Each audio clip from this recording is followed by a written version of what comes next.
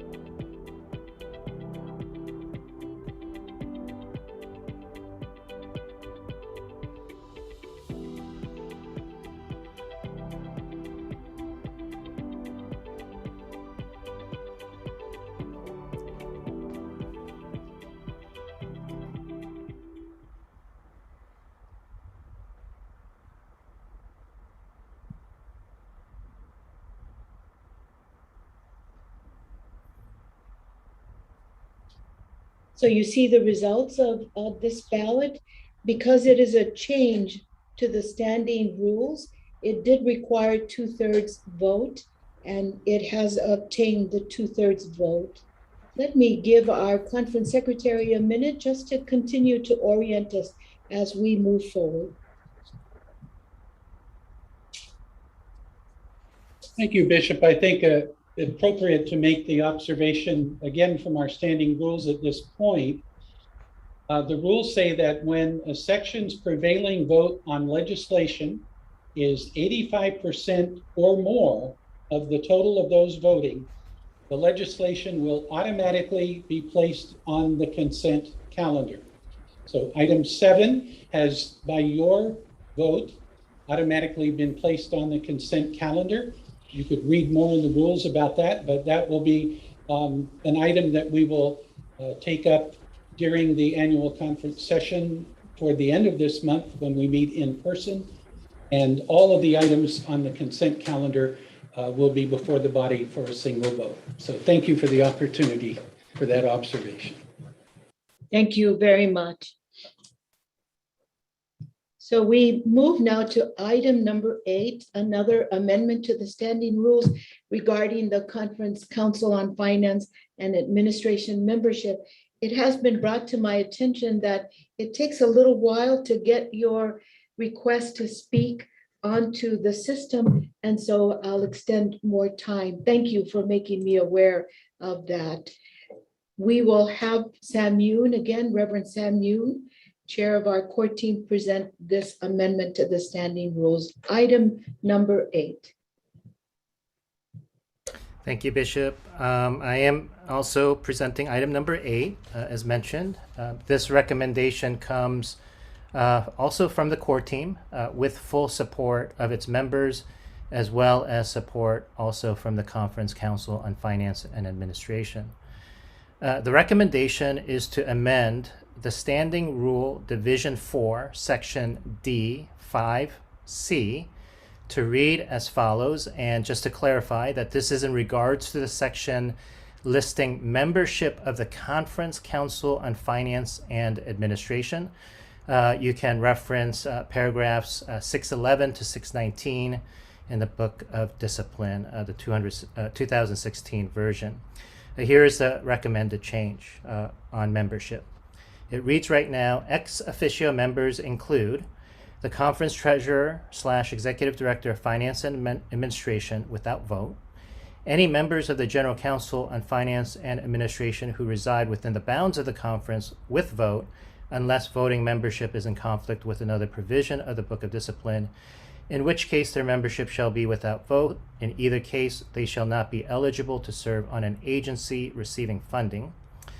The presiding bishop without vote, a district superintendent chosen by the cabinet without vote, and here is the original where we want to amend a change, and the executive director of connectional ministries or equivalent or another representative of the core team without vote. The recommended change is, and the executive director of connectional ministries without vote, and a representative of the core team without vote. This change, in effect, will allow both the executive director and a representative of the core team to be ex officio members of CFA. This recommendation is for the purpose of increasing intentional and collaborative communication between the core team and the Conference Council on Finance and Administration, so that there is alignment between our vision, our programming, and our resources. In other words, our hope is to better our way of connecting ministry with budget. The membership of the core team currently includes a representative of the Council on Finance and Administration without a vote. The inclusion of a representative of the core team in the membership of the Council on Finance and Administration will provide the Council with the programmatic perspective from the agency responsible for, among other things, and I quote, the setting of priorities, allocation of available resources, provision of guidance, and the establishment of assignments related to mission implementation under the mission focus areas. Bishop, I move the legislative section recommend approval of item number 8 to the plenary session. Item number 8 is now before you. If you would like to speak, this is the moment to write that into the system so that I may recognize you. It'll take a little longer to give you space and time to do this.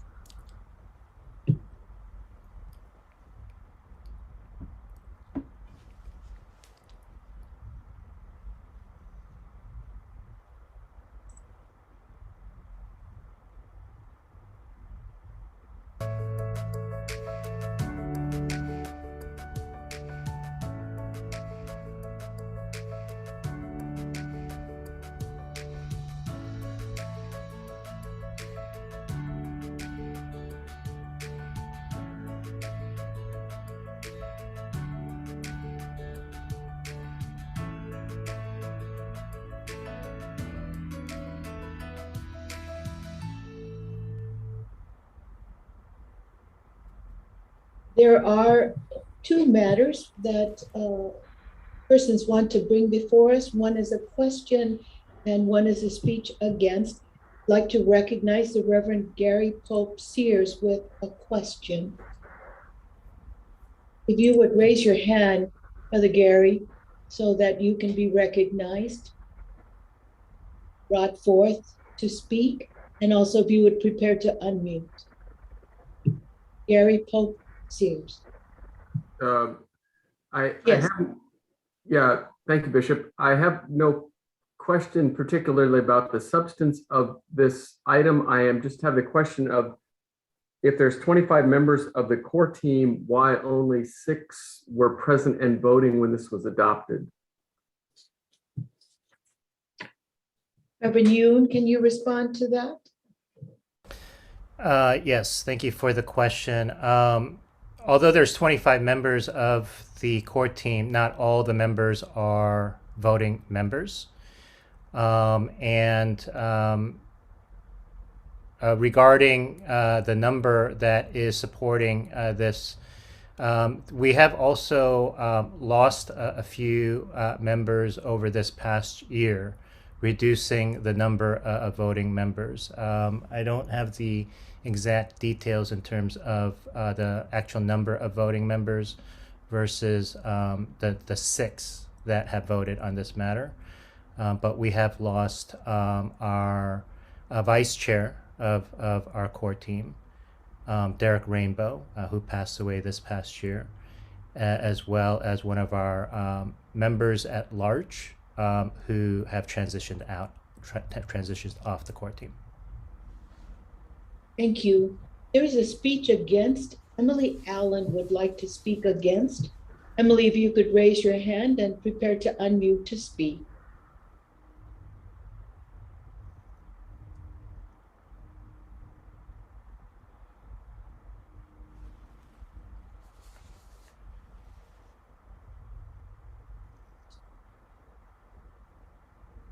I appreciate the value of the coordination between the CFA and the core team, and my understanding is the person from the CFA who is a non-voting member of the core team plays exactly that role in reporting back likewise to CFA.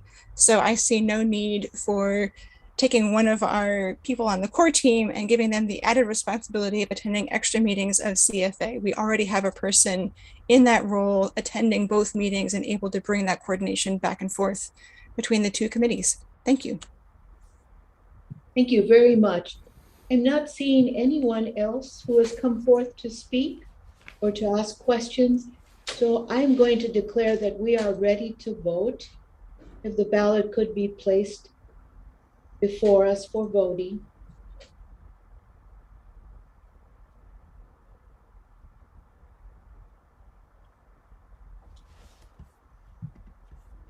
I now declare this ballot open. Please vote now.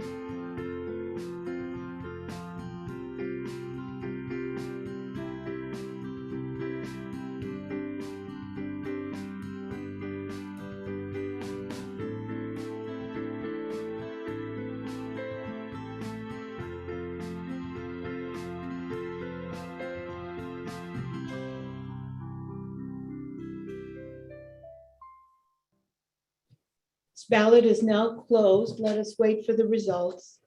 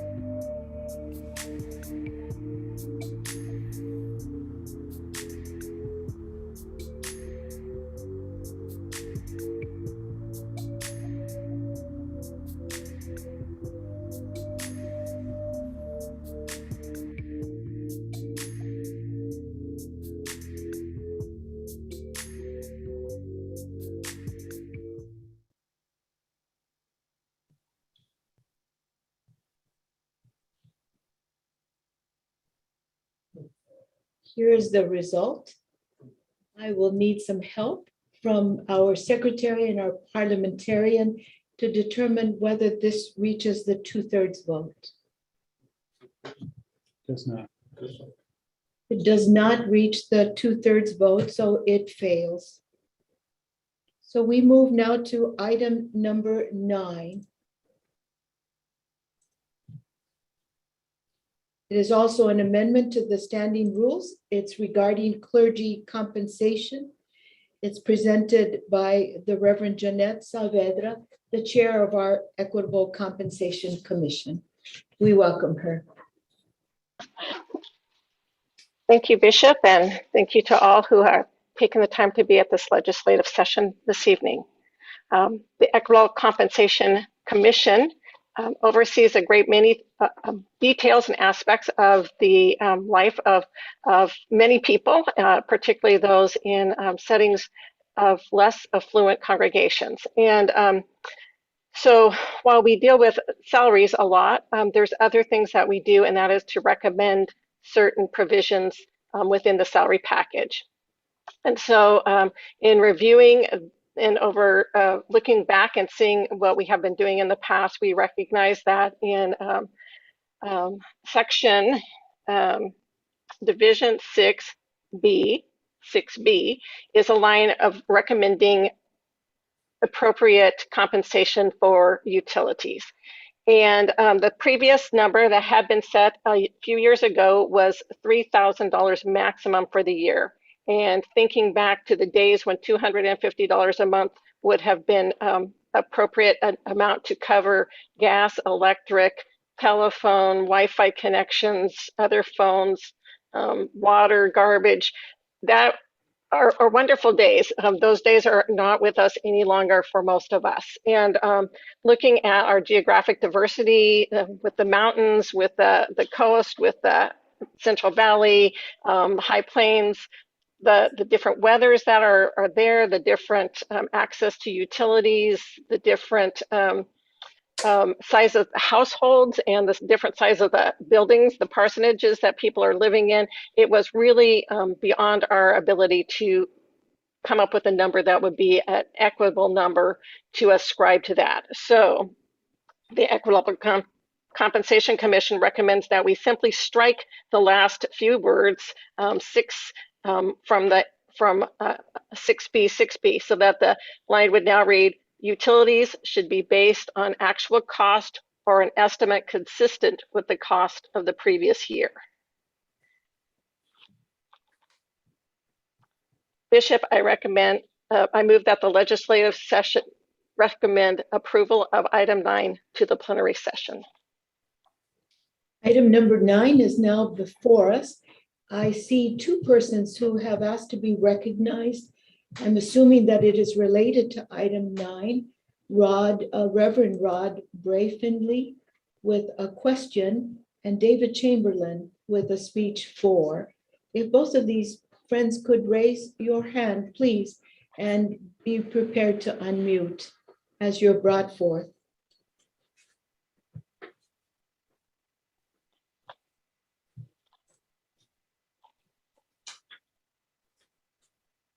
If others of you want to ask questions or speak either in favor or against this motion, please type in your names and how you're going to address the body, that we may proceed to recognize you quickly as well.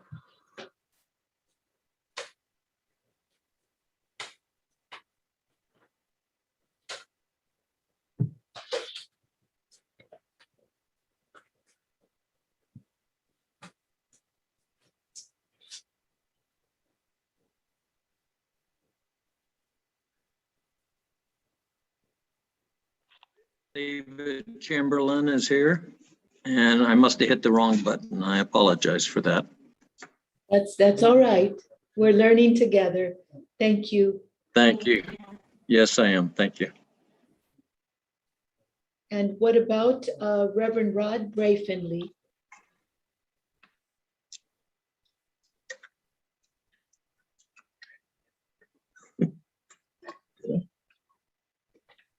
Let's see.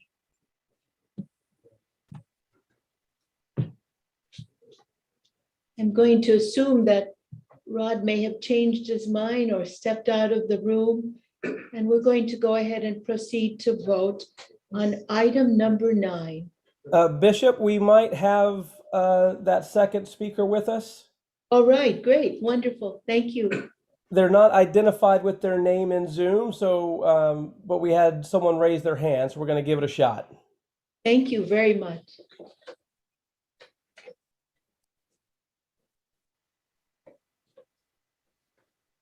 Please proceed.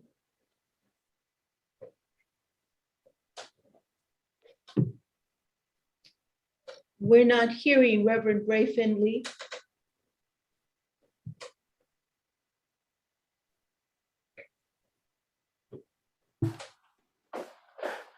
He has not turned his mic on, Bishop, so I think there may be a technical issue with his Zoom.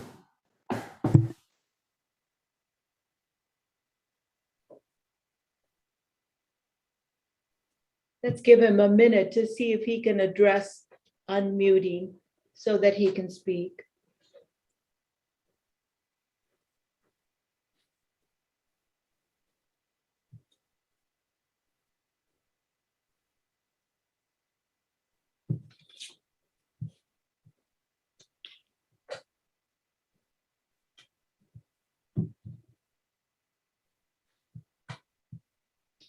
I think I'm going to have to move us along to take the vote on item number 9, amendment to the standing rules regarding clergy compensation. It too requires a 2/3 vote because it is an amendment to the standing rules. we could have the ballot.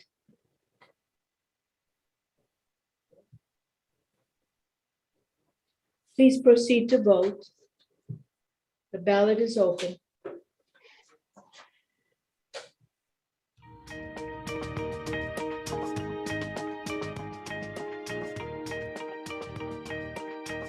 Where that we can hear them.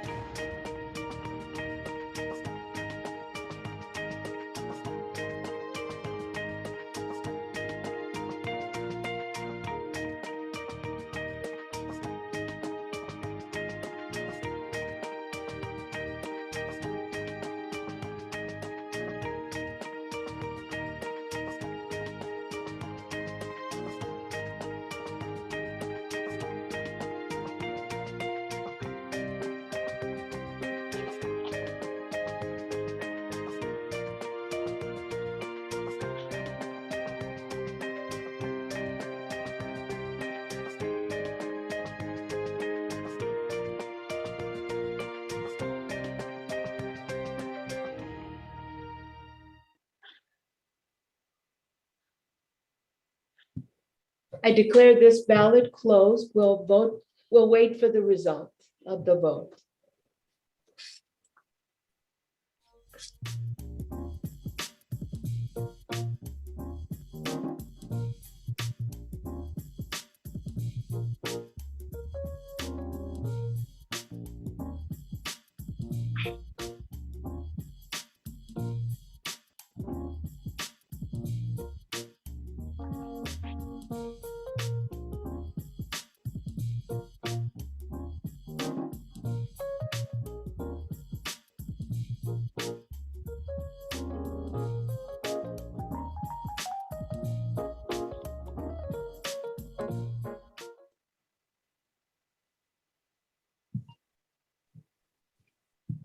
This is your voting on item number 9. A high percentage of you voted in favor. It does meet the 2/3 vote that is required. It does pass.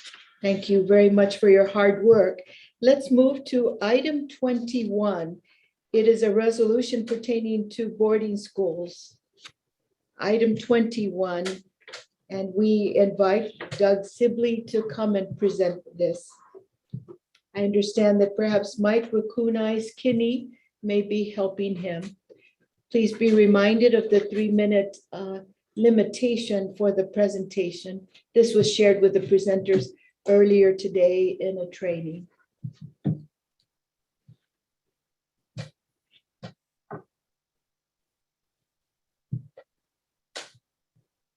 Item 21, Doug Sibley or Mike Kinney. There we go. Okay. I think I'm on. You are. Yeah. This item on boarding schools, of which the predecessor Methodist churches participated in California, Oregon, and Washington. This is a timely measure to join with and participate in the process with the Department of Interior, which is providing funds. There are 11 general secretaries in the United Methodist hierarchy that accepted this. The state of California is providing funds, and there are private nonprofit groups that I don't have a very good list of, but I would urge this piece of legislation to go forward to keep our conference in sync and participate with the investigation of boarding schools and their prior students. That's it. Thank you, Doug. This particular matter is now before us, item number 21. It would help us process it if someone from the body would move for its consideration. Doug is a member of one of our churches, but he's not a member of the annual conference session. Is there anyone in the body who would want to bring this resolution forth for discussion and decision-making?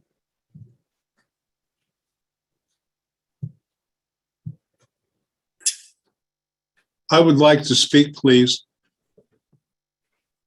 I'm sorry, Mike, I'm not able to recognize you at this point. The presentation of this resolution has already been made. I understand that you are not a member of the annual conference session either, so we need to proceed and ask whether there would be somebody in the body who would be willing to make the motion to consider this item. I do see a person who has come forth, our conference lay leader, Michelle Pope. If we could recognize her, Michelle, Sister Michelle, would you raise your hand so that you can be found and brought forth to make your motion and prepare to unmute?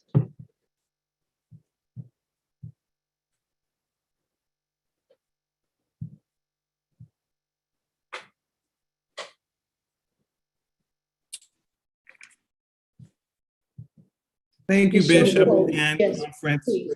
Bishop, I would like to make a motion to move item 2021 before us and to recommend that it be referred by the plenary. And where would you refer it to? Pardon me, I couldn't hear you, Bishop. Where would you refer it to? I'm unclear. To the body. Oh, I see. You're bringing it forth for conversation and Yes, decision. for conversation and research. This body. Yes. All right. All right. This matter is now before us. Thank you so much. We move now to items that are requiring only simple majority. So 50% plus one is required to pass this particular resolution. I want to open the floor up for any discussion, questions, or comments either in favor or against this particular resolution, item number 21.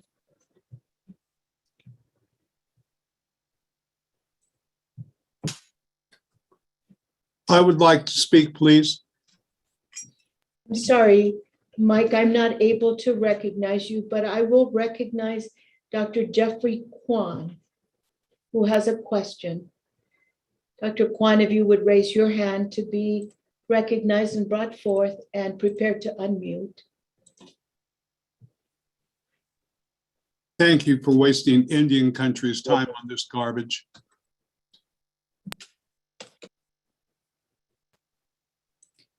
Dr. Kwan. Good evening, Bishop. Jeffrey Kwan, Extension Ministry. I have a question about the process, and Sister Michelle and I have been talking about this.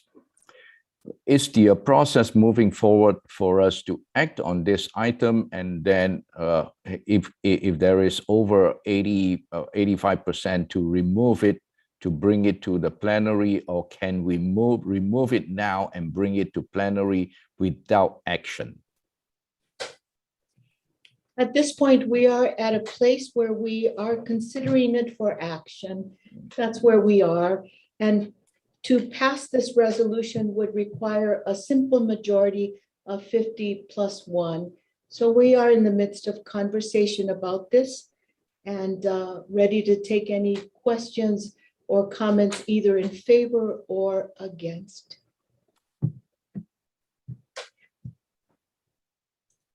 Is there anyone who would like to speak for or against this particular resolution, item 21?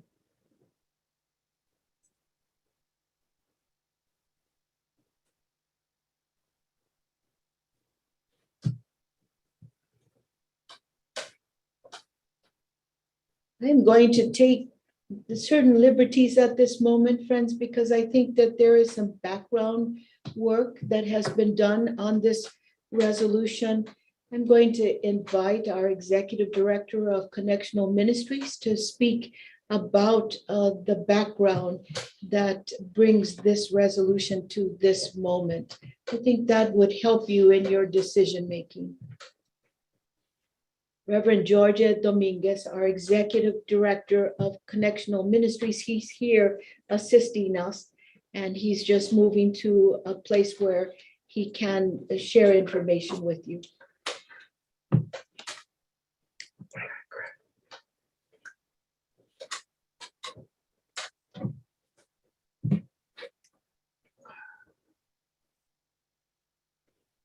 Thank you, Bishop. This resolution has been brought for conversation a couple of times in different places. And one of the conversation that was made particularly by the Committee on Native American Ministries was the need for us to engage and consult the leaders of our Native American churches, particularly those that are in churches that are located in the areas where there existed this type of boarding schools in the past, to research that we did try to identify if there were any involvement of Methodist predecessor denominations on those schools, so we can then bring a recommendation to the body in this direction. So that was the conversation that was had both by the Committee on Native American Ministries and also on a second conversation that was taken by the Committee on Religious and Race. Thank you very much. I see a question from Reverend Beth Katamatori, and so we could recognize her.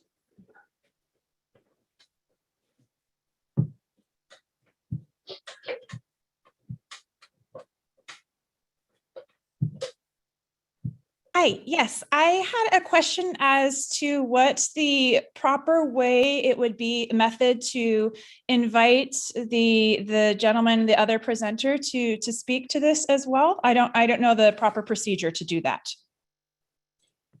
He was going to be a person ready to respond to questions.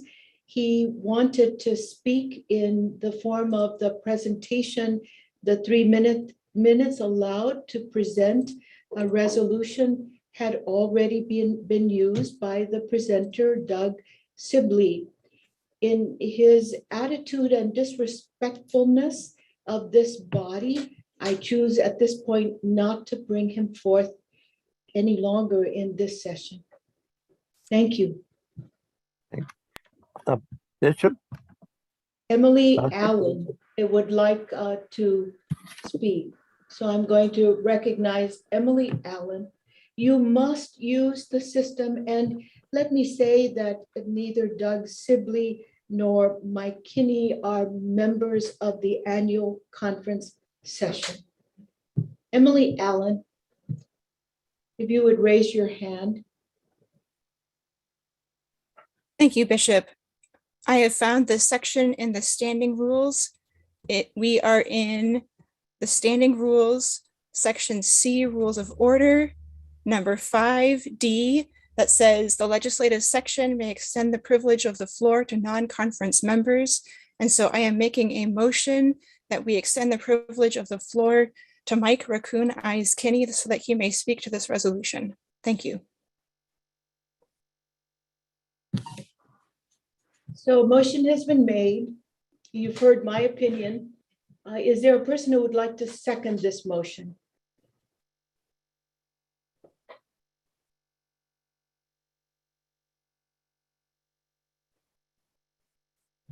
I will give it a bit of time. I know it's difficult to get things onto the system.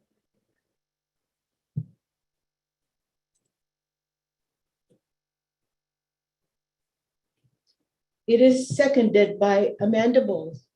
So we'll put it before the body. It is to give recognition to a non-member of the annual conference, namely Mike Raccoon Eyes Kinney. Let us move directly to the vote. If we could have the ballot before us.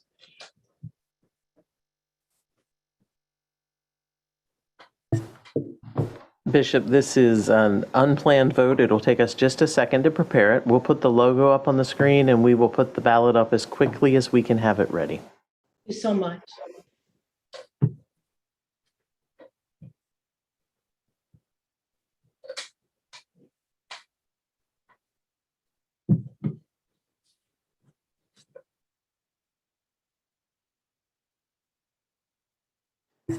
We are ready, Bishop.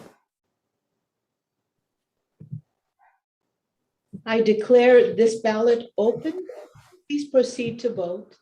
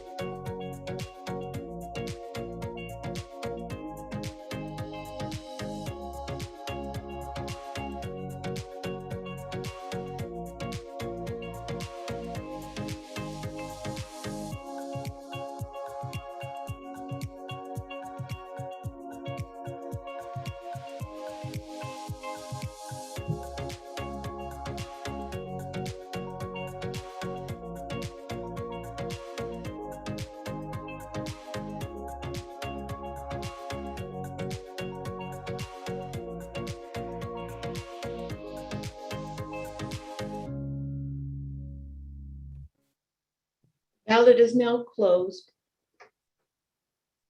Let us wait for the results.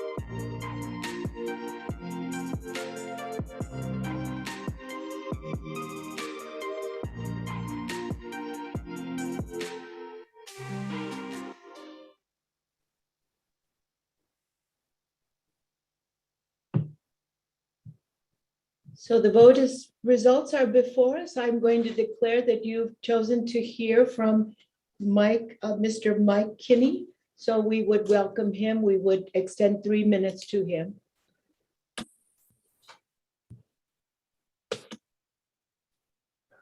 Thank you. I would like to identify who and what I'm about, please, and why I'm at this forum tonight. My name is Michael Raccoon Eyes Kinney. I'm an enrolled member of the East Band of Cherokee. I am currently the National Vice President for the United Urban Warriors Society. We have 30 chapters throughout the United States, and we have another 25 in Canada. We represent First Nations people in Canada, and we represent Indigenous peoples throughout the United States. I have several members tonight of our officers from the California chapter of United Urban Warriors Society present here at this meeting, and I thank you for this opportunity to speak. The words I share with you will not be pleasant, nor will they be comfortable, but in reality, it is how it is for us here in Indian country. I have been born and raised my entire life in California. I am no stranger to my people here, so I will proceed and keep this brief. Hold on, please.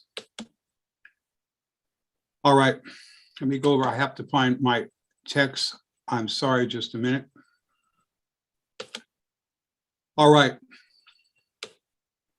In 1872, the Methodists were responsible for the supervision of Indian agency boarding schools, 10 in California, 4 in Washington and Oregon. And they were complicit in carrying out policies of cultural genocide against 56,000 Native children. Native school children were taught to be ashamed of our identities. Upon arrival at the school, they were systematically conditioned to reject their Indianness. Their hair was cut. They were dressed in the dominant culture fashion. They were forced to abandon their native languages, forbidden to use their native names, and taught to repudiate their spiritual traditions. Sexual abuse, such as boys being sodomized, girls being raped by missionaries, were documented at Christian-ran Indian boarding schools in California. At Round Valley Methodist boarding schools, when girls gave birth to infants, they were seized by the Methodist missionaries there and drowned in the Eel River. We in California Indian country call them the water babies. Punishment, including beatings, torture, murder of these students in your concentration camps that you call Methodist boarding schools were the norm. Insufficient supplies, unsanitary condition resulted in the lack of food and high rates of illness and death. The death rate for children was 5 times the national average at that time. Survivors report that the dead or the victims of cold-blooded murder were anonymously buried in mass graves on the school grounds. Round Valley is one of those places. The tragic loss of culture has played itself out in a legacy of generational trauma for the Native community. After our people returned to the reservation, many former students felt isolated and removed from Indian culture. Reentry to their native homes left them with a sense of self-loathing, loss of language. I need to call you to an end here. You've taken 4 minutes, and that's beyond the 3 minutes. So could you please? All right, so wrap I up? would just like to take 30 seconds and I'm done. Please, Because, thank you. because of the serial traumas that are now realities enacted in Native communities, the abuse of those who attended the schools, now community elders, filters down to our children, grandchildren. Repercussions are still being manifested through tribal societies in California and Nevada. Steps to reconciliation will only begin when the California United Methodist Conference can fully listen to and learn from the experience of the California Native Americans in these boarding schools. Thank you. Thank you, Mike. Thank you. So we'll move to a conversation discussion. I see a request to speak against this resolution. Our conference lay leader, Michelle Pope. Let us recognize her. Michelle, if you would raise your hand and prepare to unmute.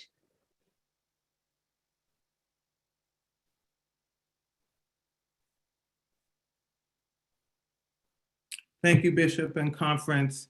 I speak against this motion, not because of the content of the motion, but because as an annual conference and a people of God, I think that we can do better. I think that we can do not only what is outlined in this document or in this resolution, but that we can come together and really listen and learn from our Native and Indigenous brothers and sisters and come back with something bigger and better than just what everybody else is doing.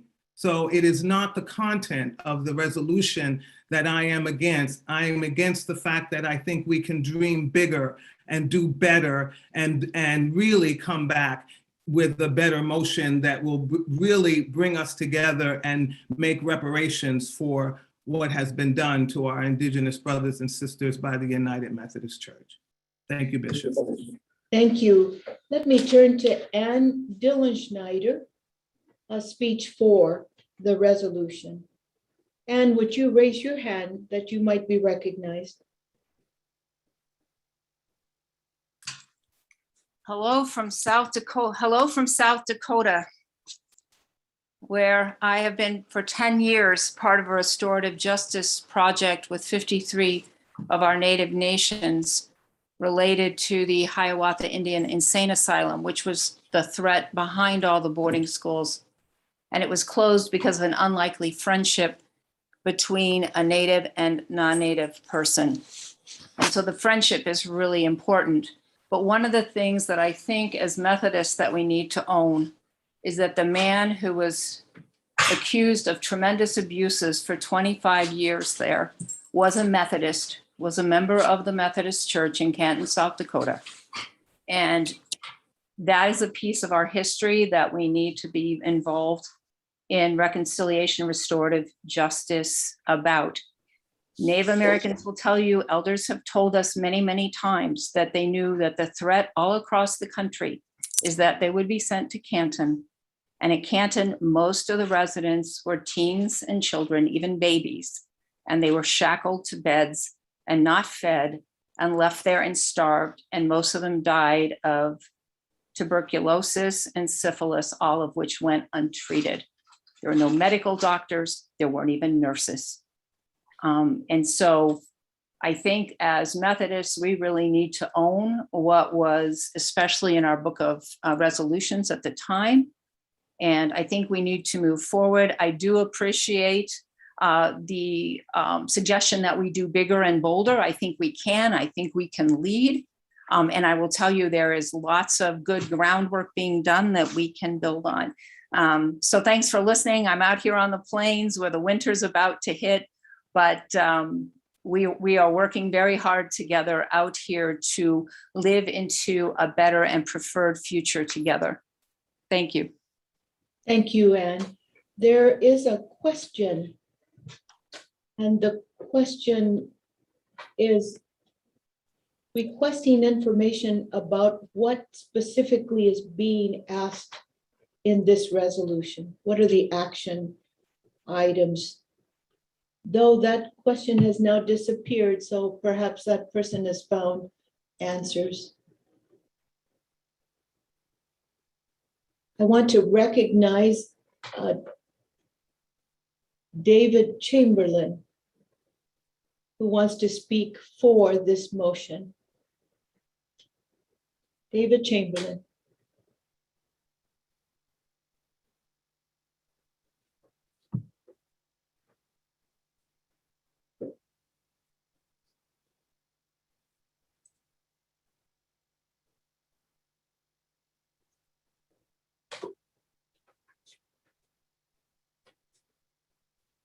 Please, David.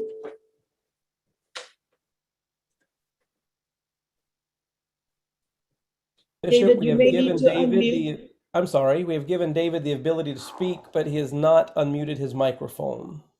So David, if you would please unmute to speak.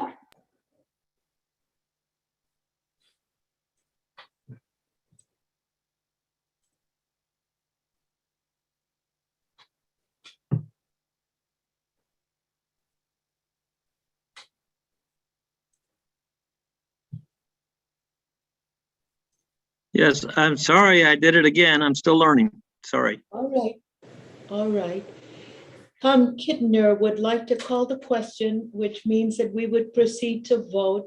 So let me invite GNTV to prepare a ballot calling the question, which would mean we would cease all discussion, further discussion, and proceed to vote. Let me ask our parliamentarian what percentage is required for 50 plus one, simple majority for us to cease discussion and proceed to vote. So as soon as we can get a ballot up, we'll take this vote.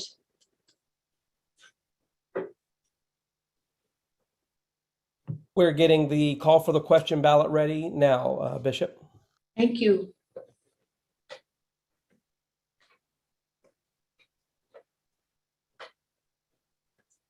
The ballot is ready. So if you would call the question, which would mean we would proceed to vote, would you vote now? This ballot is now open. It takes simple majority to pass this motion.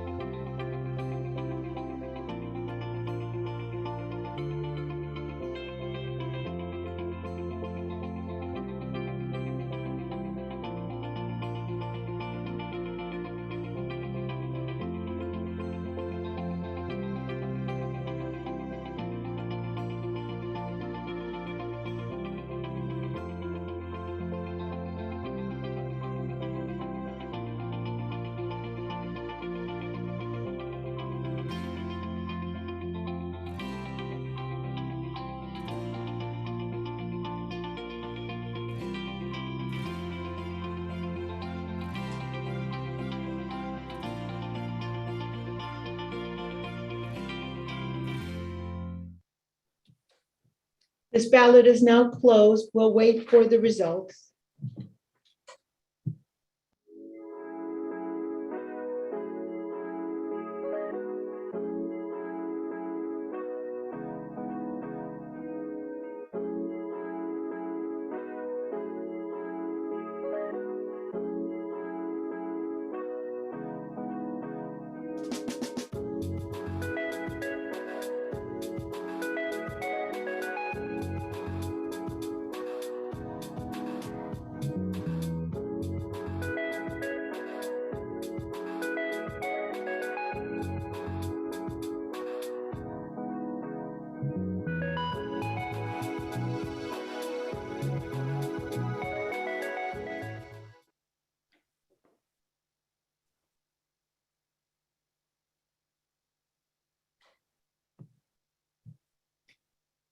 So you have voted to close this discussion and move to immediate voting on item number 21.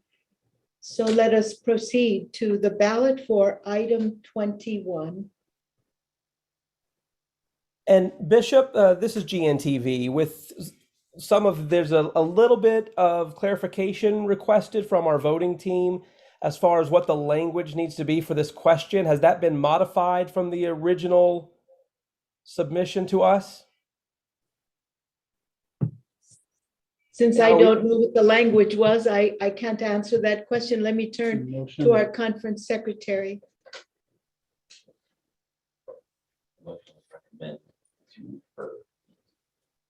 The language we have is now on the screen. There was a question from the voting team asking whether this vote was to refer the issue. It was, this is the motion before us. I declared that the maker of the motion was trying to bring this item to the body for conversation and decision-making. And so this is the correct motion. Thank you, Bishop. Thank you. Thank you. It's good to work in team.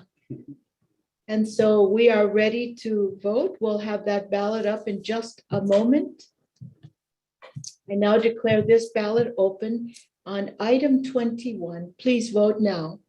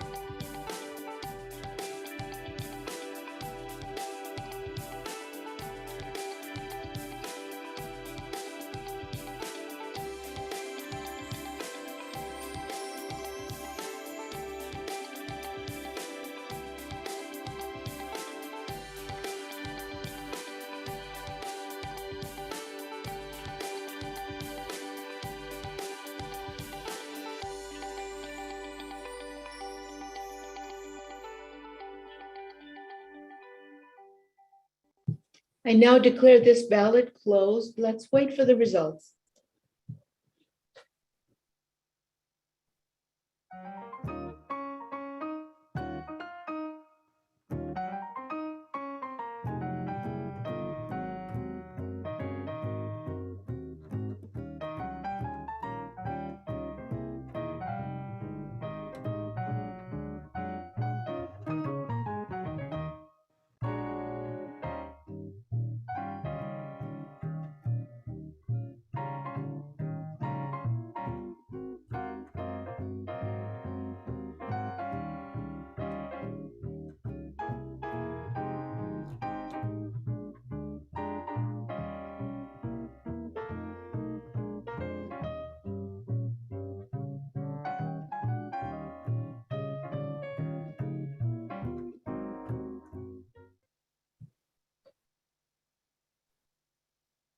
So you have sustained this resolution. You have approved it with a simple majority having been met.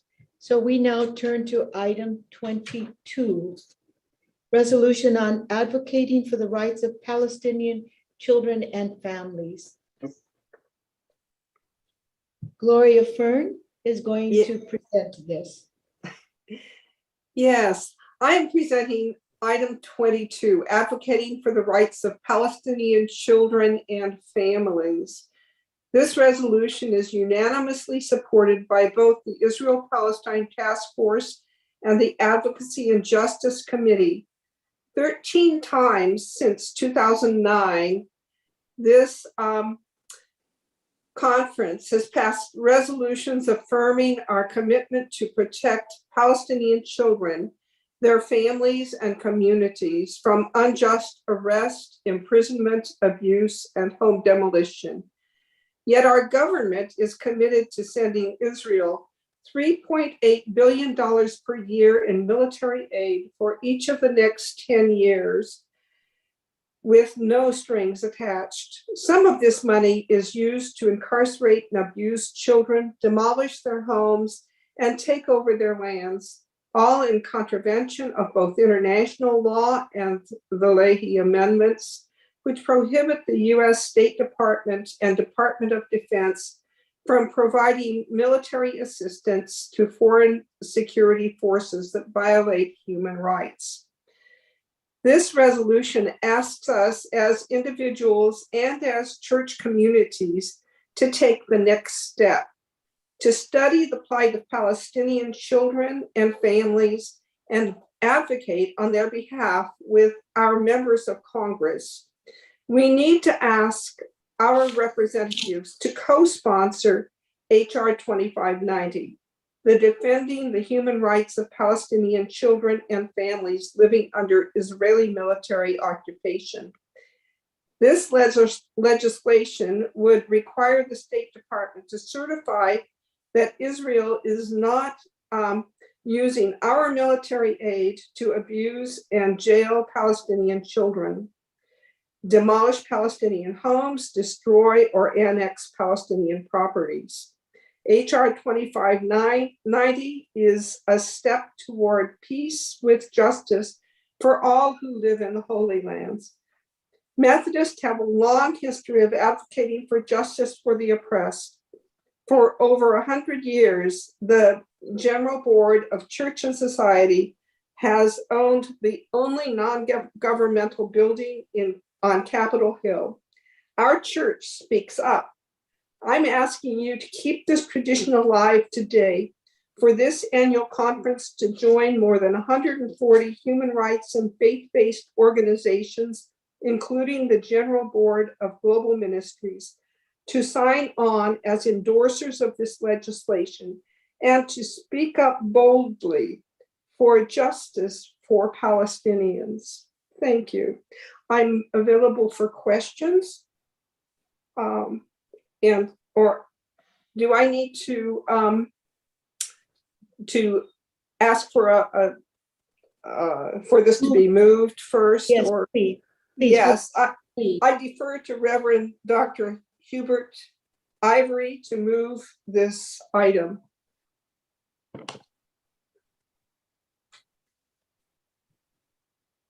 If he would raise his hand, Reverend Ivory Hughes, if he would raise his hand, that would be helpful.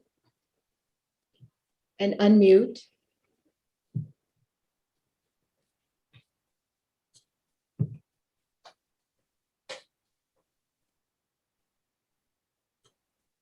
Please, Reverend Ivory, please. Thank you. Yes, Bishop, I'd like to place this item before us. All right, it is duly before us. We will open it up now for questions, speeches for or against. We'll take a moment to give you an opportunity to bring your request for speaking forward. Let me just say that as I recognize others, if you want to speak, please do not hesitate to put that into the system.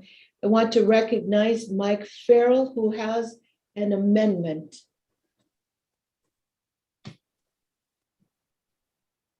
Mike, if you would raise your hand so you can be brought forward and unmute, please.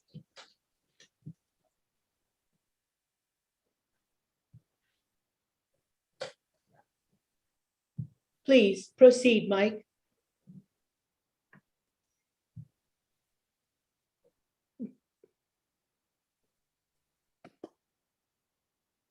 So I'm sorry. I was not attempting to offer an amendment. I was attempting to second the motion, which I thought was the button that I clicked. So that's all I wanted to do. All right. It is before us from a task force. So that is already been seconded by that body, but thank you. Anyone else who would like to speak? Chris Chan has a question. Question for you, Sister Gloria. So let us bring Chris Chan forward. And if you would please unmute, Chris. Thank you, Bishop Carcano. I would like to ask Gloria if there are congressmen or congresswomen within the boundaries of our conference who have co-sponsored this HR 2590 legislation. Thank you for the question.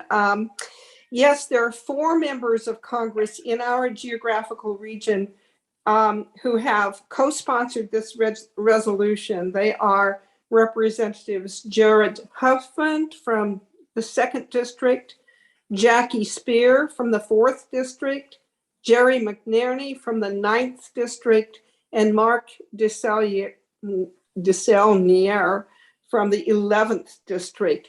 And I want to say, if you're fortunate enough to have one of these people as your representative, they would most appreciate your support because they are courageous people. Thank you. Thank you so much. Are there any other questions or desire to speak for or against this item, item 22? Let me recognize Reverend Michael Yoshi, a speech for this resolution. Reverend Yoshi, if you would raise your hand and prepare to unmute.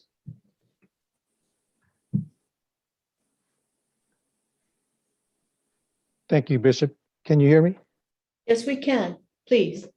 Bishop and members of the Annual Conference, many of you may know that we've had a partnership with the village of Wadi Fouquin in the West Bank through the Friends of Wadi Fouquin. So many have been there and know that they've been subjected to this land confiscation that is spoken to in this resolution.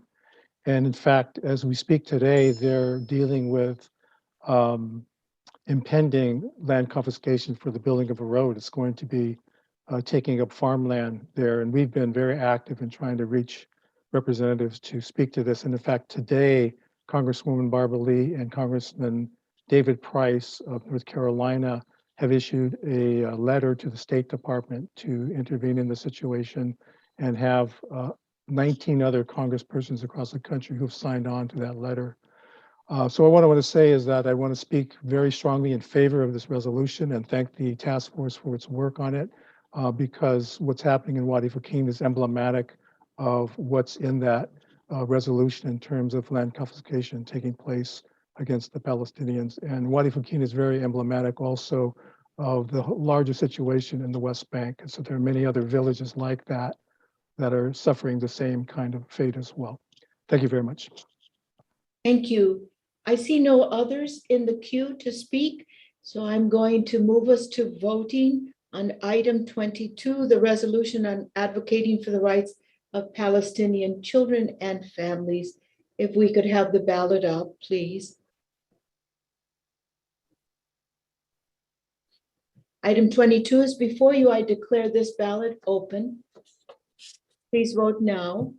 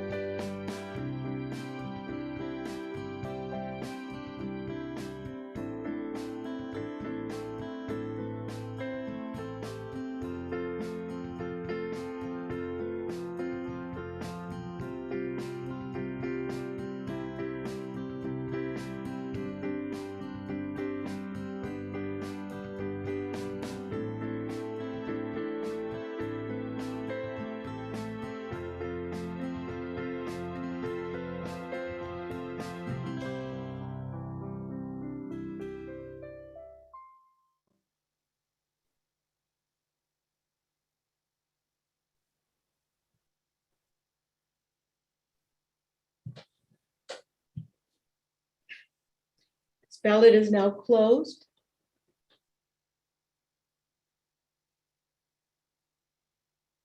Let us wait for the results.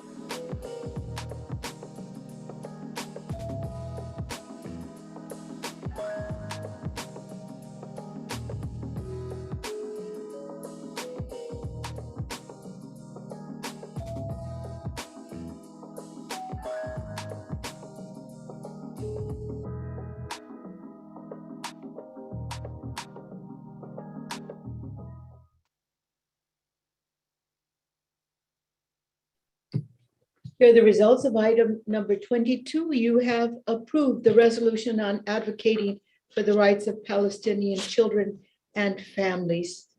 Thank you for your hard work, everyone. Item 23, resolution on institutions for mental diseases exclusion waiver. Paul Boehm is going to make the presentation. Paul, we welcome you. Thank you, Bishop.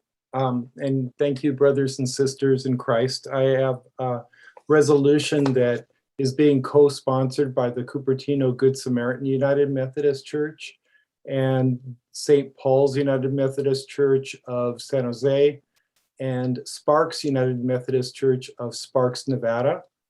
And it is a resolution that is near and dear to my heart. I would also like to welcome with me today Pastor Helen Kung of St. Paul's and also Michael Gray, who's the legislative counsel from the Treatment Advocacy Center. And the resolution is the fruit of many people's labor, and I do believe God has led us on the journey. 50 years of public policy designed to eliminate state hospital beds has produced a psychiatric bed shortage unseen in the United States since the early 1800s. A gap between bed supply and demand that hurts individuals with serious mental illness and their communities and grows wider every year. Known as deinstitutionalization, the drive to eliminate beds was motivated by the ideal that every mental hospital patient would be better off in a small community setting than in a larger facility. The goal was achieved with federal economic incentives, consumer advocacy, and state legislation that restricted bed access to people whose symptoms had made them dangerous. The ideal of equivalent community-based care was never realized, leaving many who weren't dangerous without hospital access. A well-functioning mental health system provides a continuum of care for the entire spectrum of individuals with psychiatric conditions, including hospitalization. Such a continuum no longer exists in the United States. Restoring psychiatric hospital beds by reforming the policies and practices that eliminate them from the spectrum is essential to providing a full range of treatment options for those who are most acutely or chronically ill. We ask that you prayerfully consider this resolution as one means to restore support and assistance to those who are in need and often without the ability to advocate for themselves. I'd like to ask Pastor Helen to say a few words now. We have run out of time for any further presentation. We are ready to receive a motion to consider this resolution. I'm sorry. Okay, Bishop, I have a person who is in attendance and her name is Patty from Good Sam, and she would like to make the motion, and then I will second it. All right. Patty Groves. Please, Patty Groves. We could bring her forward to make the motion. Patty, if you would raise your hand and unmute. There she is. Please proceed.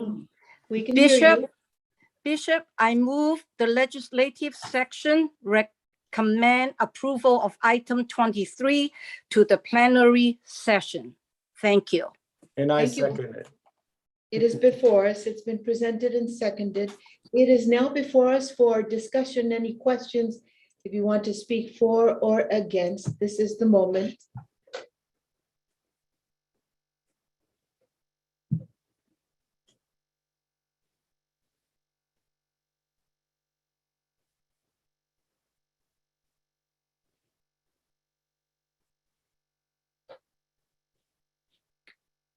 There are no requests thus far. I'm watching the screen carefully.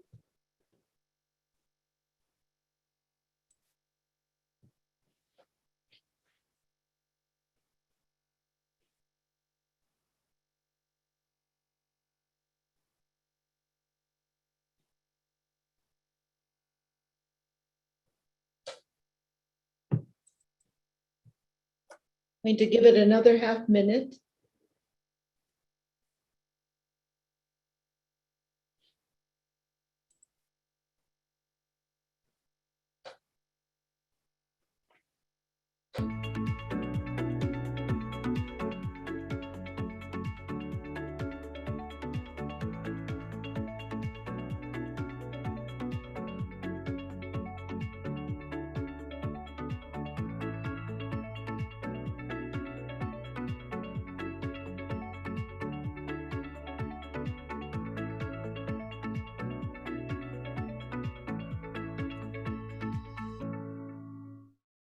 We do have a request to speak in favor of this resolution. Rosemary Landry. Rosemary, would you raise your hand so you can be recognized and brought forward, and unmute, please?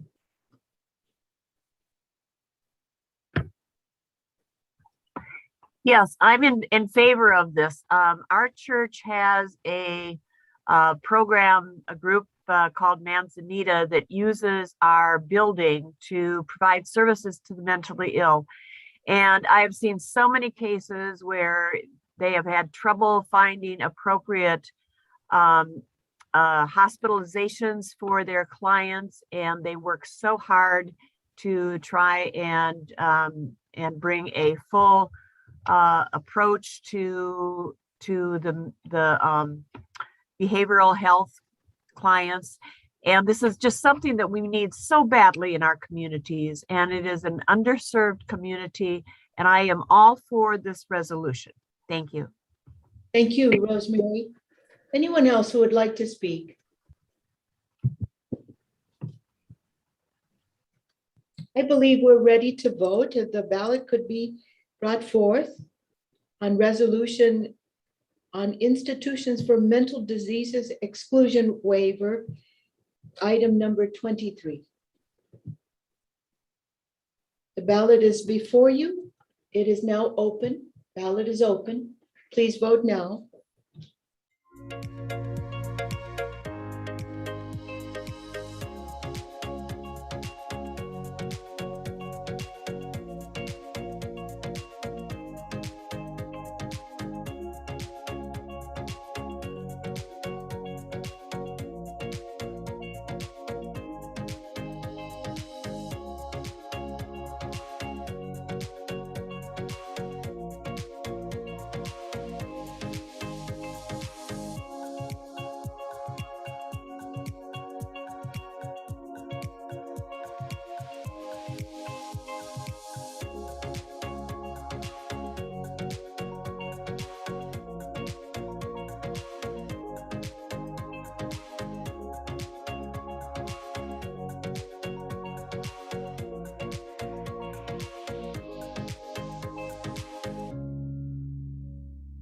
This ballot is now closed. Let's wait for the results.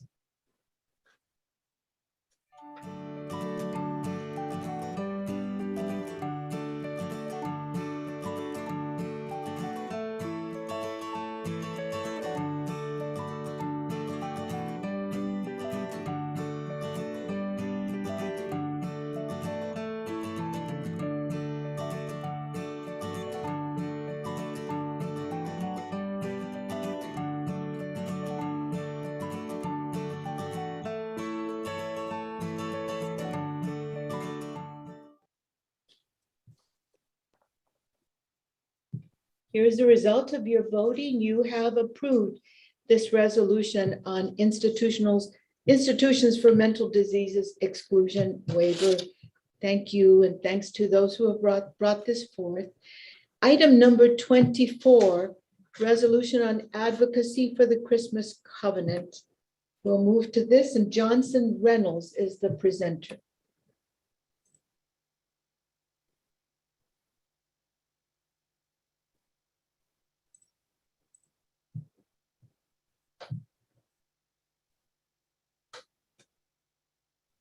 Is there someone substituting perhaps in Johnson Reynolds' place? Johnson, you might need to raise your hand and unmute.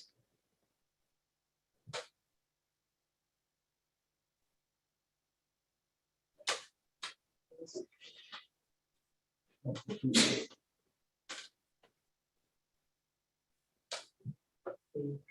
may have lost connection. It's not. This is Johnson Reynolds, First United Methodist Church, San Rafael. I'm presenting, okay. Welcome. Thank Yeah, you. there we are. Thank you. Yeah. The technical difficulty, I appreciate it. There you are. I'm strongly advocating for the 5 points of this resolution, advocating for the Christmas covenant. United Methodists from the United States and the Central Conferences in Europe, Africa, and the Philippines have their own issues to address. One might say that United Methodists in these areas of the world variously have different ways of reading, interpreting the Bible, of praying, of worshiping, of doing mission. They have different ways of selecting and tenuring bishops and deciding who is to be ordained and consecrated. They have also different ways of relating to social issues, including what of the social principles to emphasize. Members of the Philippine Central Conference wrote up a Christian covenant with legislative language calling on the United Methodist Church to structure itself into regions with local autonomy to address issues particular to their own unique context, and at the same time to continue its structure as a global connection to address common global issues. The legislative language of the Christmas Covenant includes the creation of a U.S. regional conference to go along with central conferences as regional conferences. The Christmas Covenant legislation was written by a team of clergy and laity representing the central conferences of the United Methodist Church. Its proposal for regional structure incorporates a similar proposal from the United Methodist Church's connectional table. The intent of those advocating for the Christmas Covenant is that the Christmas Covenant and its legislative language be taken up and passed at our next General Conference session in 2022. Many annual conferences in the United States and the central conferences, including annual conferences in the Western jurisdiction, have taken up resolutions to have their annual conferences support the Christmas Covenant and to have their general and jurisdictional conference delegates make the Christmas Covenant and its legislative language a priority they will be advocating for. Bishop, I move the legislative section recommend approval of item 24 to the plenary session. Thank you. Item 24 is before us, advocacy for the Christmas Covenant. Jeffrey Kwan, I want to recognize. He has a speech for Dr. Jeffrey Kwan. If you would raise your hand and unmute.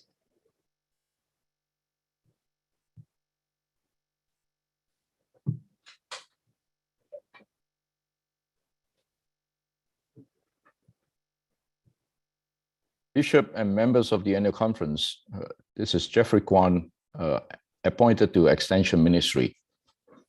In the last two quadrennium, I have had the privilege to serve the General Church on the Standing Committee on Central Conference Matters. And there I have seen the structure of the church of our United Methodist Church firsthand. We have a structure that creates unequal systems in many ways, where issues that are of the United States are dealt with as an entire body, where issues of other central conferences in Europe, in Africa, and in Philippines are dealt with in a very different forum. By creating a regional conference for the United States, it is an attempt to equalize, to bring equity throughout our entire United Methodist Church, where each region will have its own, will be able to deal with their own individual issues. Also, because of the system, central conferences have been able to adapt the Book of Discipline, whereas our context in the United States do not have the freedom to adapt the Book of Discipline to the context of the United States. And I fully support the Christmas covenant and hope that our annual conference will take a stand to endorse it as well. Thank you very much. Thank you, Dr. Kwan. I want to recognize the Reverend Falcao, who also would like to speak in favor of this resolution. Reverend Falcao, please raise your hand and unmute.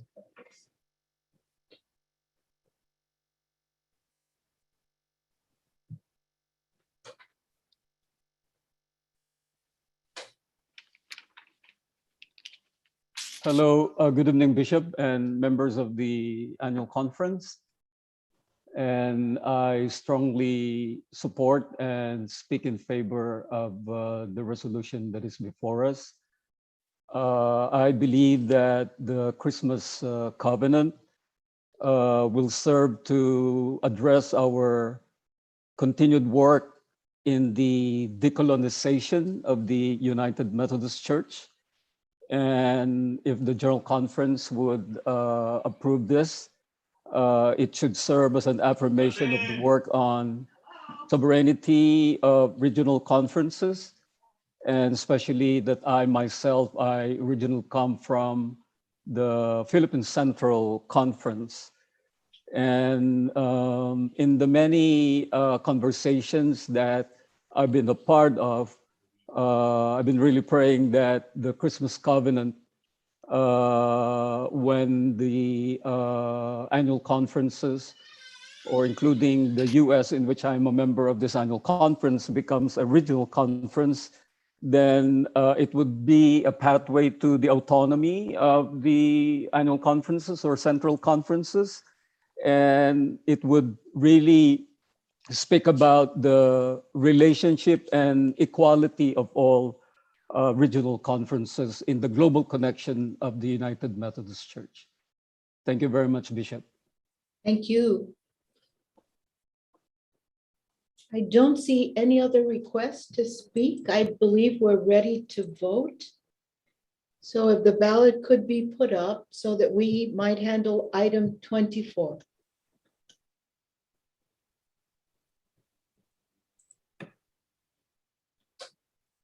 Resolution on advocacy for the Christmas covenant. The ballot is now open. Please vote now.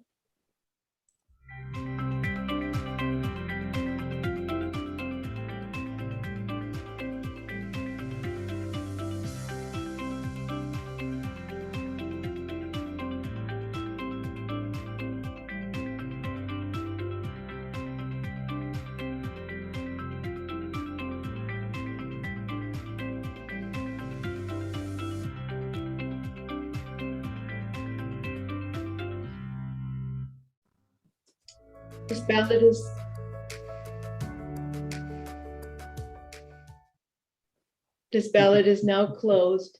We'll wait for the results.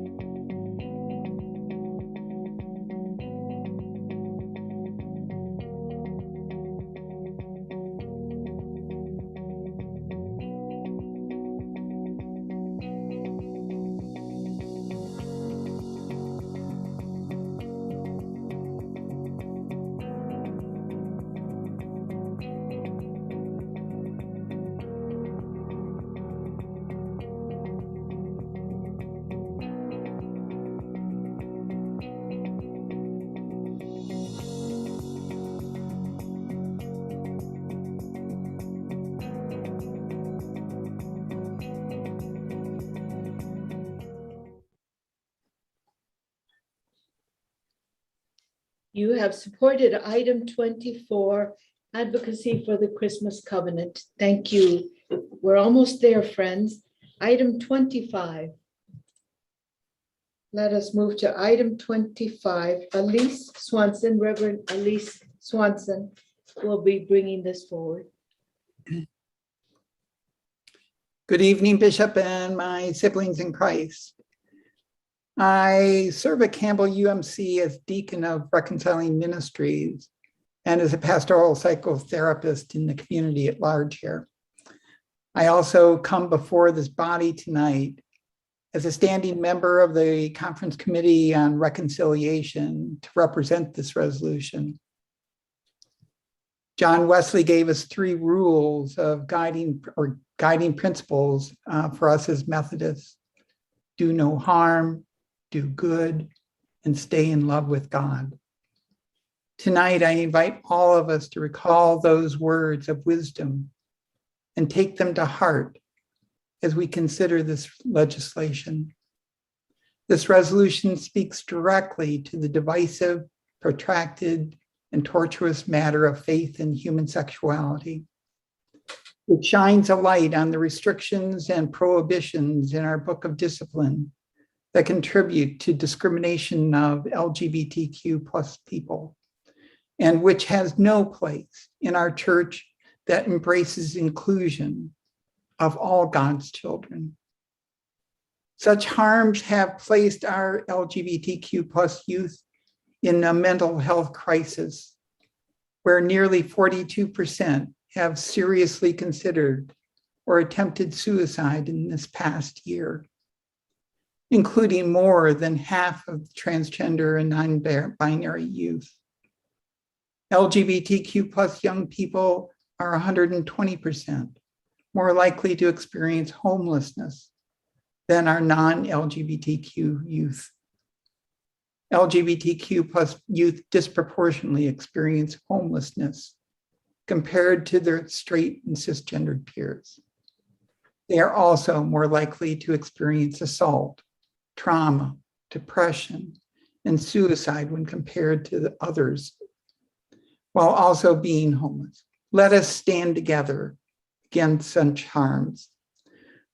When our church, one of the largest Christian denominations in the world, says that so-called self-avowed practicing homosexuals are not allowed into the ordained ministry and their loving relationships banned in our sanctuaries, we are sending a message to the larger community and society that it is okay and moral to discriminate against them.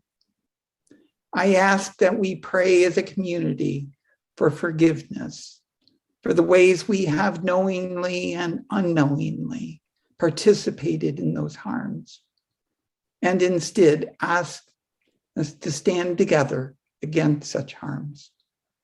By means of this resolution, we ask that all delegates to the next General Conference to remove from the United Methodist Book of Discipline all discriminatory language and prohibitions that harm and exclude LGBTQ plus people.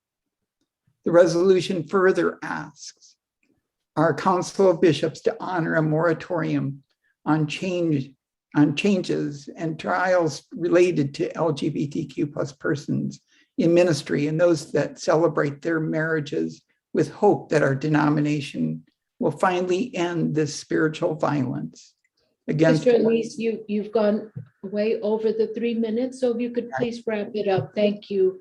Yes, Thank you. sorry, my apologies. I'll just end it with that. Bishop, I move the legislation section recommend approval of item 25 for the plenary session. Item 25 is now before us. Thank you. I'm sorry I had to call you on time. That's okay. This before us, open for questions, discussion. Those of you who would like to speak either for or against item 25, this is the moment.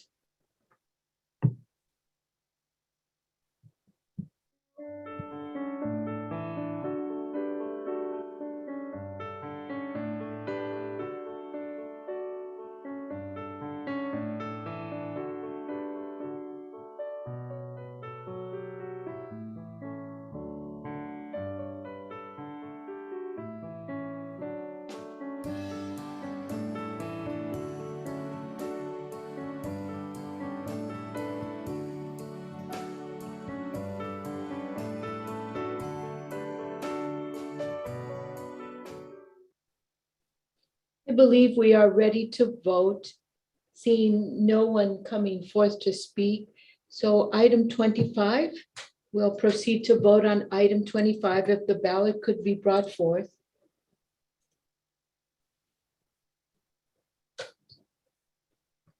I declare this ballot on item 25 now open. Please vote now.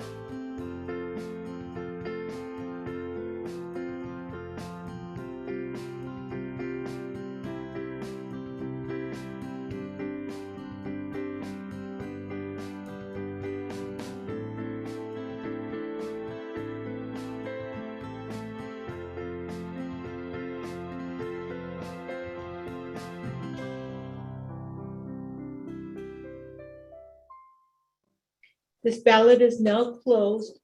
Let's wait for the results.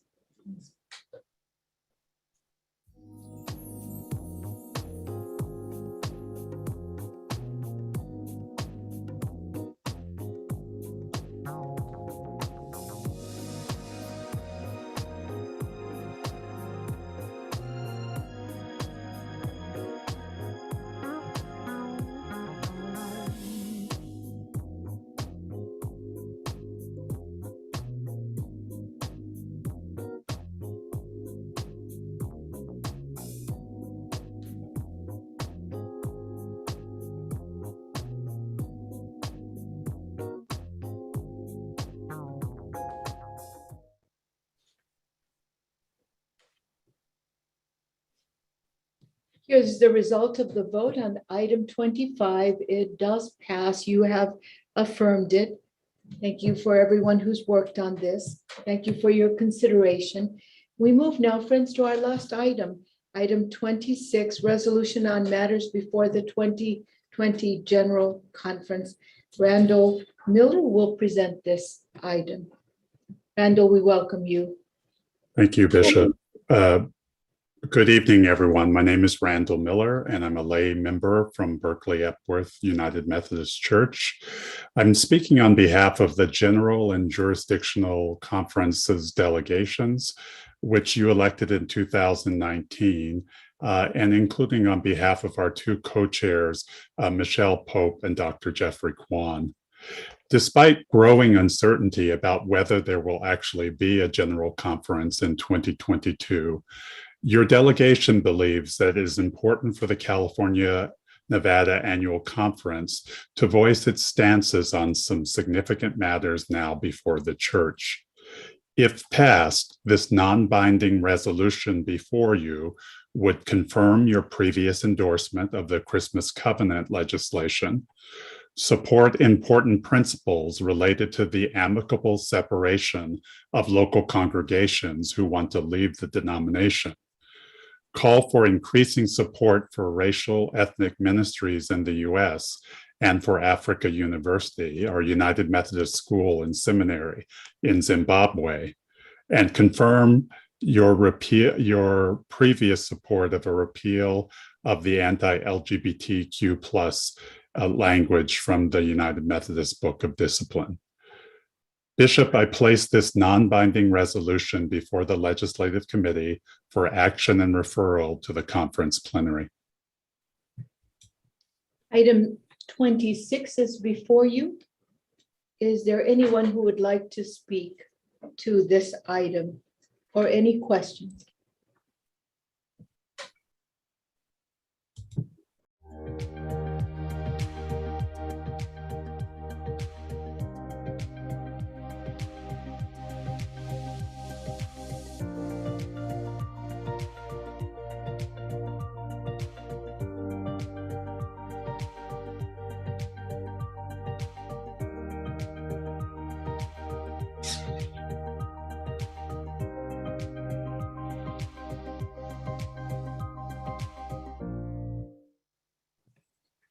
We have one request to speak for this motion, this non-binding resolution. Dr. Jeffrey Kwan, let me recognize you. If you would raise your hand and unmute to speak.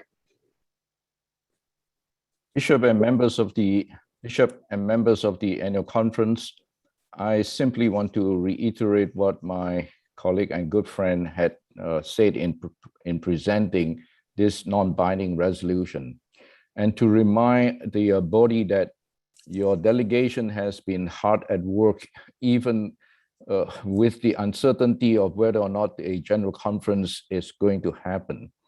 And your support on this non-binding resolution will send an important message to us about where our annual conference is at on these very important matters that will be taken up at the general conference when it meets, so that the church, our United Methodist Church, can move forward to be the kind of church that many of us aspire the church to be. Thank you very much, Bishop and friends.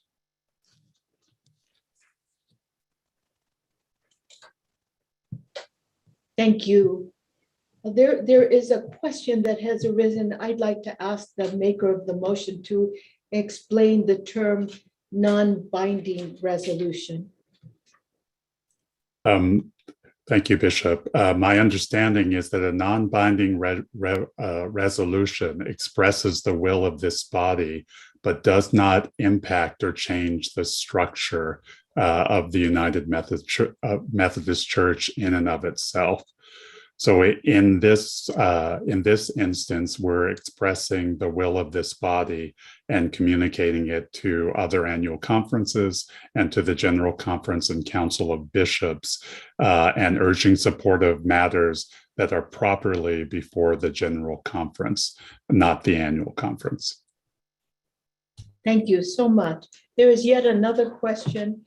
I want to recognize Anne Bradeen. I hope I'm pronouncing your last name well.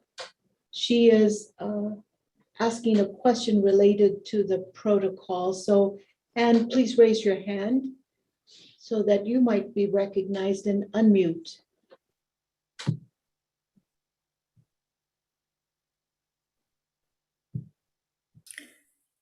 Yes, my name is Anne Bradeen, and I'm asking regarding the protocol, does this resolution deny any monies that might go toward another denomination that might be forming? Thank you for the question, Anne. So as the delegation conferred about this resolution, what we agreed was that we wouldn't support the protocol or every element of the protocol as it is now written. For those of you who've read it, you know that it includes a $25 million payment to a traditionalist denomination that might emerge post-separation.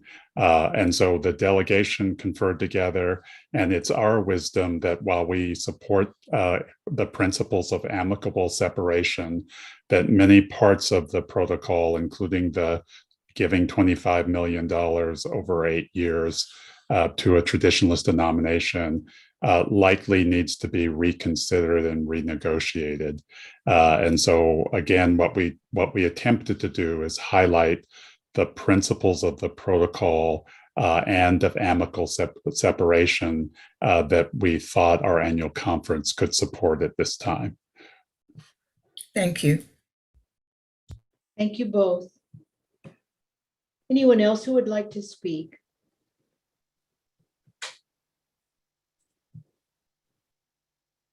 I believe we're ready to vote. So we could bring the ballot forth for item 26 on matters before the 2020 General Conference. The ballot is now open.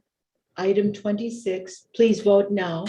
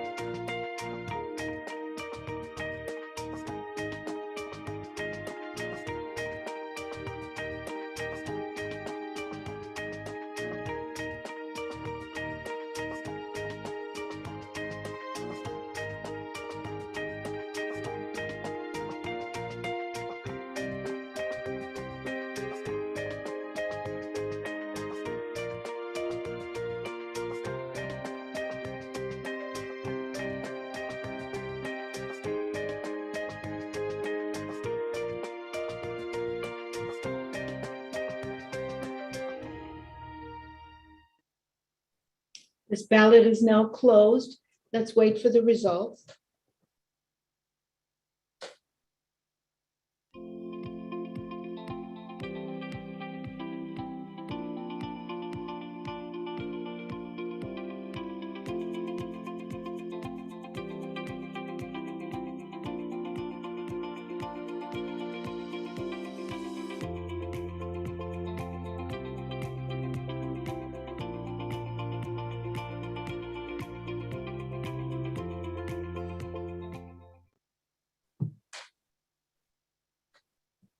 Item 26, you see the results. You have supported this non-binding resolution.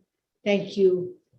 We have concluded our work this evening. I want to thank all of you for your hard work and persevering spirit on this night.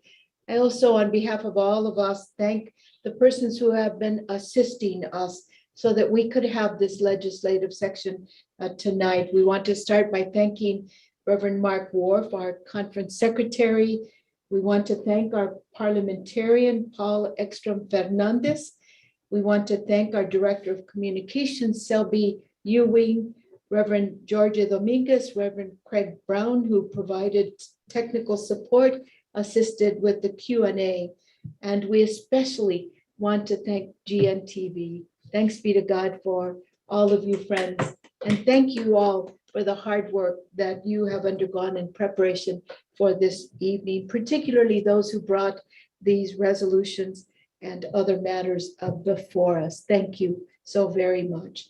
Let me turn to our secretary for a bit more guidance and a closing motion. It'll be the motion to end this evening. Thank you, Bishop, for your leadership this evening, guiding us through our work. Couple of brief reminders, again from our standing rules. If 10 or more members of a section wish to present a minority report on legislation from the section to the plenary session, they may select a spokesperson and do so. If you are so inclined, please contact me so that we may work together on the process. And if a conference member wishes to remove legislation from the consent calendar, she or he must submit a removal petition signed by 10 conference members. The petition must be submitted to the agenda chair, the Reverend Sung-Rae Kim, within the time limits set by the session. Again, if you are contemplating that action, please reach out to me. Thank you again for your outstanding spirit and your excellent work. Bishop, I move that the California-Nevada Annual Conference stands in recess until reconvening on Friday, October 29th, 2021 at 9 a.m.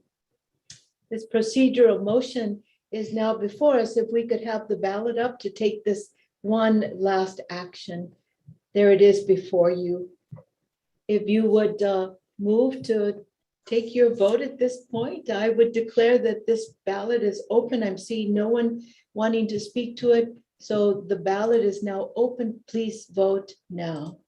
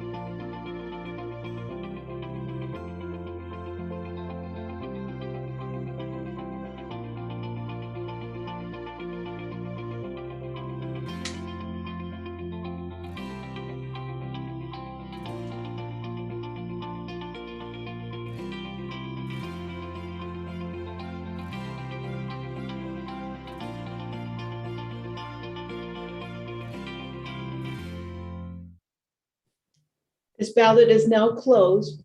We'll wait for the results.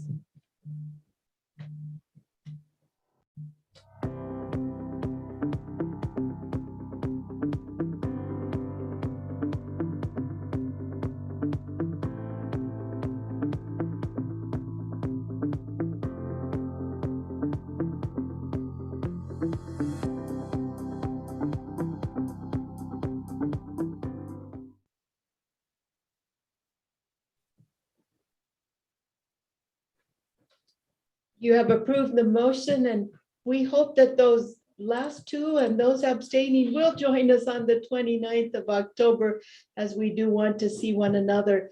So friends, now let us go in peace. May this evening bring you rest, and let us go ready for the new day. May we in the new day be present to God, present for one another, present to every child of God, present to God's creation. Go in peace and go in joy. Amen.